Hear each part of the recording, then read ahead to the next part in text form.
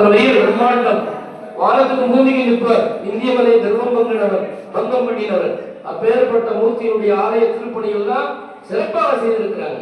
நிர்வாகிகள், ஏனைய கமிட்டியாளர்கள், சமுதாய மக்கள், ஊர் மக்களுடைய பெரிய உதவி, குறிப்பாக நிர்வாகத்தினுடைய பெரிய ஒரு உதவி, சமுதாய மக்களுடைய பெரிய உதவி, நிறைய பொருளுதவி, நிதி உதவி, சரீர உதவி எல்லாம் செய்து செவ்வனே திருப்பணிகள் எல்லாம் செய்து, குறிப்பாக ஐயா உட்கார்ந்த இடம் சிங்காதன குரடு, சிம்மாசன குரடுன்னு பேரு.